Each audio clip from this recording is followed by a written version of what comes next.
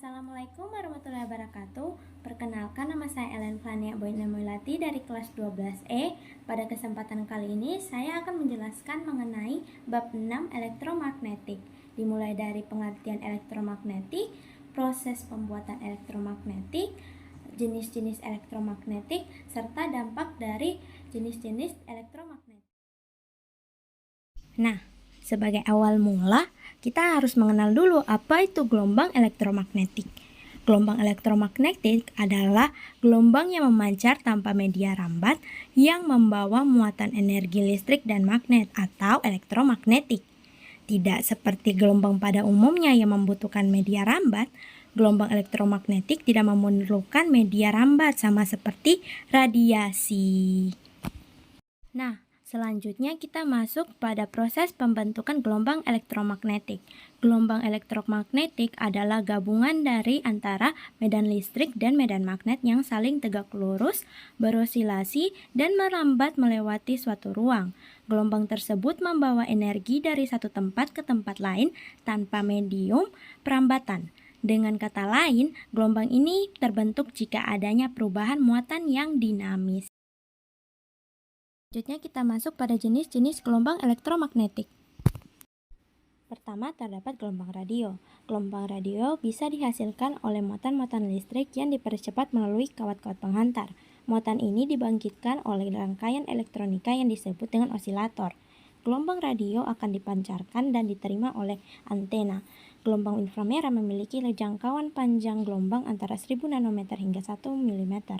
Beberapa benda yang memanfaatkan gelombang radio adalah televisi, radio, telepon, serta radar.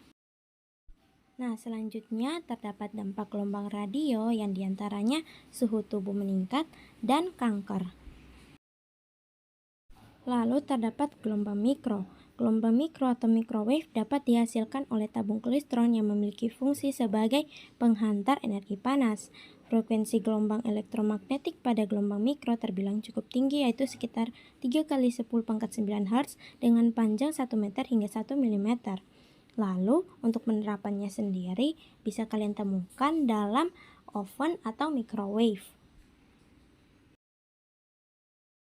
Selanjutnya terdapat dampak gelombang mikro, diantaranya seperti gangguan tidur dan pusing. Nah, selanjutnya terdapat gelombang inframerah. Inframerah adalah gelombang elektromagnetik dengan panjang gelombang lebih panjang daripada cahaya tampak. Meski begitu, ternyata panjang gelombang inframerah lebih pendek daripada gelombang radio, yaitu antara 1000 nanometer hingga 1 mm. Perlu diketahui juga jika setiap benda panas pasti memiliki pancaran gelombang inframerah. Nah, beberapa penerapan gelombang inframerah seperti remote TV, transfer data, hingga terapi fisik. Selanjutnya terdapat dampak gelombang inframerah, diantaranya seperti katarak serta luka bakar. Lalu terdapat gelombang cahaya tampak. Gelombang tampak memang dapat dilihat secara langsung oleh indera penglihatan manusia. Gelombang tampak terdiri atas 7 warna, di mana jika diurutkan dari frekuensi yang paling besar adalah dimulai dari warna merah, jingga, kuning, hijau, biru, nila, dan ungu. Gelombang tampak yang bisa dilihat oleh manusia adalah 400 hingga 700 nanometer, serta penerapannya dalam penerangan dan laser. Lalu terdapat dampak cahaya tampak, diantaranya penuaan dini dan melasma.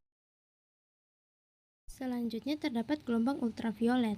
Nah, sumber dari gelombang ultraviolet ini adalah matahari, namun bisa juga dihasilkan oleh transisi elektron dalam orbit atom busur karbon serta lampu merkuri. Nah, sinar ultraviolet sebenarnya merupakan bagian dari spektrum warna, akan tetapi indera penglihatan manusia tidak mampu melihat sinar ultraviolet.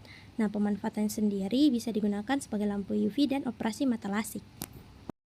Terdapat dampak dari gelombang ultraviolet, diantaranya katarak, kanker kulit, serta penuaan dini.